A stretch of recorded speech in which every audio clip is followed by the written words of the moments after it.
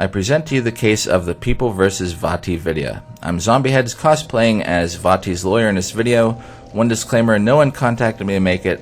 It's for my own fun and ear entertainment with a very important lesson to be learned. I'd also like to thank Alpha Papanovi for shedding light on this subject on his channel, which inspired me to create this video here. So please watch the links below. The questionable videos are of Aegon of Astora and VaatiVidya, both which have lore videos of Lucatiel of Mirrah with some eerily similar footage.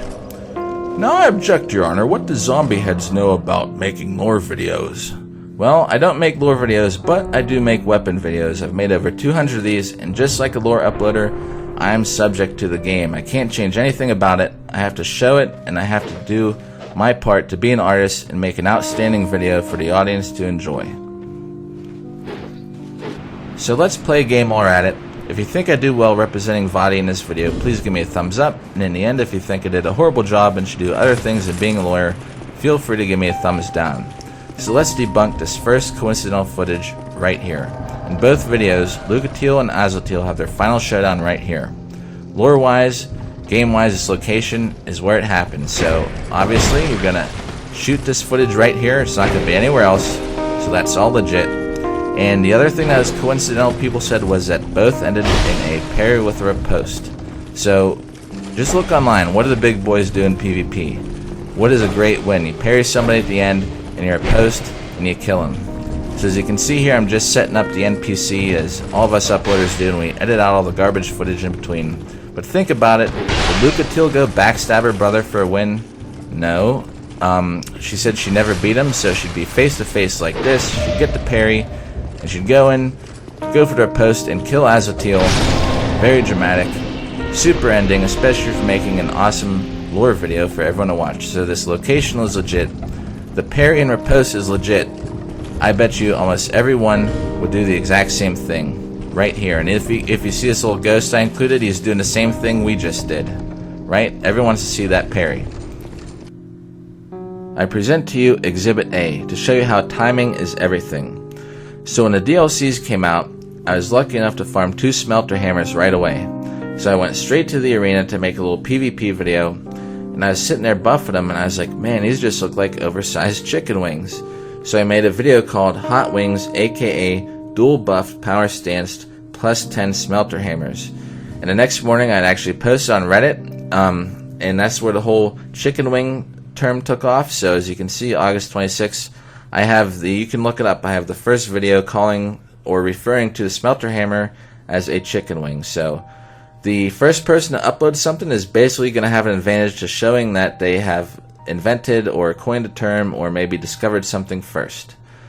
So now Exhibit B, I'll debunk that a little bit by showing you how I had another video before that called I had called the Crypt Blacksword a popsicle. So, of course, I made a little PvP video thinking I was cool called Dark Souls 2 PvP Dual Popsicles. Well, I talked to another uploader, Miss SkyMax, a little while later, who assured me that before I even had made this video, someone on Twitch was already calling it a popsicle. So it doesn't matter how popular someone is, more or less than you, the fact is someone else has already coined the term and other people had actually already been using it. So you could be living in a bubble or just not be aware, but other people could have done the same thing as you. Which also brings me to Exhibit C, where Iron Pineapple and I and Bloodborne both made Abraham Lincoln characters. He had uploaded his 2 days before I was finished with mine, so all credit would be going to him as far as the first Abraham Lincoln cosplay, and I would be the runner-up. So that just goes to show how many uploaders can have similar ideas and may not even be aware of each other's work. So let's debunk this next theory about the elevator. Going up? So the narration is that there is only one way up. So think in Dark Souls 2, which elevator goes up? Most of the elevators you come across will actually be in the up position already, so to activate them, you're actually going to be going down the first time. And it's very rarely that you ever backtrack because you use a homeward bone or something, and you're never really going back up these elevators, so they don't come to mind. Here's another main elevator going down. Boring background though. Here's another one with a little bit of an exciting background, but still just going down. So which elevator in Dark Souls 2 goes up? I myself had trouble even remembering that there's a few that do go up, but they are basically jail cells with boring backgrounds. So pretend you're going to make a lore video about Lucatiel of Mirrah. Does this elevator inspire you to shoot footage here? Absolutely not. The lighting's horrible. Now here we have another elevator which the lighting's a little bit better, but still, do you want to showcase an NPC as being riding up in a jail cell? I mean, no one even remembers this. You really just can't wait to get to the top to get on with the game, right? So obviously the number one choice is this elevator right here. I mean, look at the scenery already. The architecture. This isn't just any ordinary elevator. It takes forever to go up, so you're never going to forget it. Did you ever have to pull the switch to make it come back down? It takes like 5 minutes. And another thing is, besides the architecture in the background, this is the only angle you're going to really get to film your NPC or your character, your focus of your lore video, so there you go.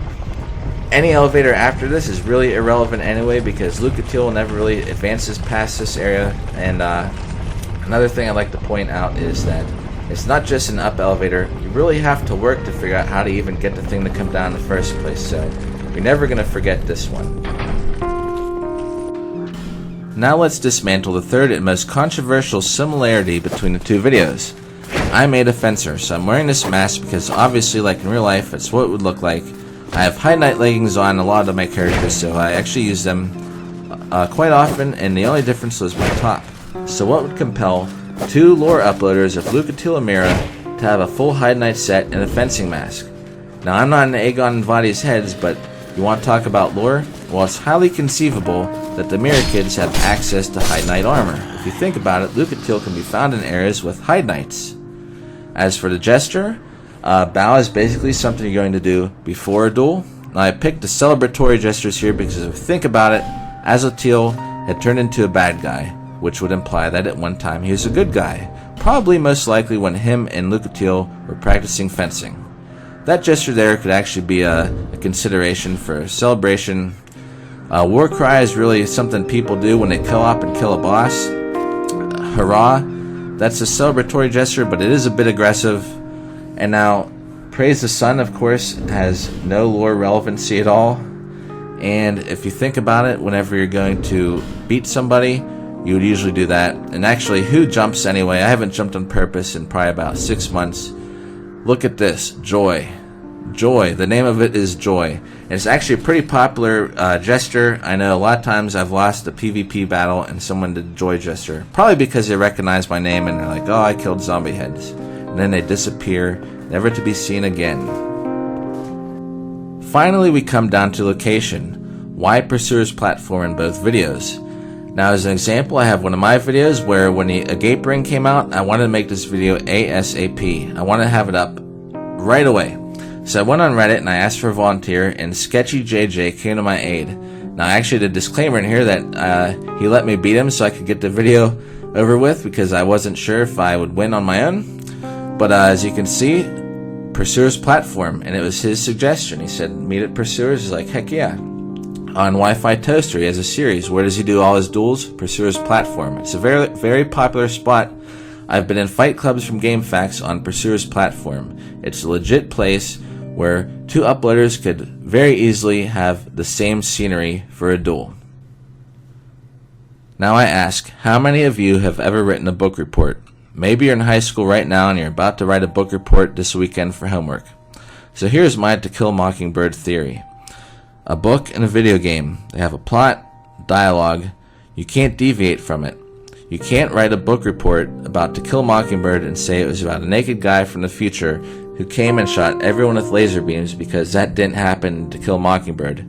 Your teacher's been at that school for 20 years and has a stack of book reports that are the same thing people are saying over and over every year, with maybe a few words changed to make it seem like their own opinion. That's why when you're making a video game lore video, it's the same thing. You're stuck with some scenes, some content is going to always be the same. It's up to the uploader to maybe add their own cutscenes and things like that.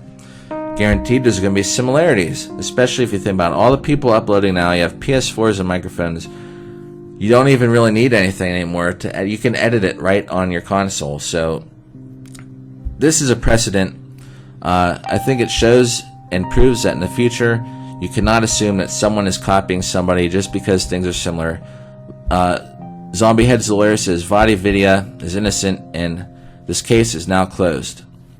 VaatiVidya. I don't like how people in the comments are making him seem like Vaati Incorporated, like corporation, bad. This is the other reason I want to make this video. I don't know what it is lately, just how things are in the world, but I don't see why people have to get on other people about how much money they make. You know, I hope that everyone can actually get older and realize that $6,000 isn't actually a whole lot of money.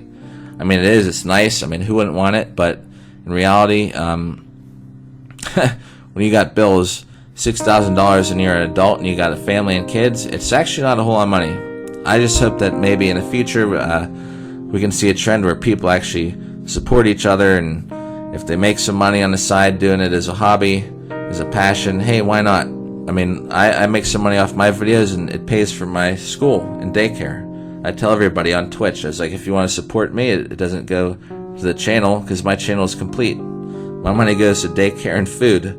So that's my final thought on it. Please remember, give me a like if you think I represented Vaati pretty well in this video as his lawyer, and feel free to give a dislike if you think I did a horrible job. But I thank you all for watching, appreciate it, and I will catch you guys again in the next video. Thank you.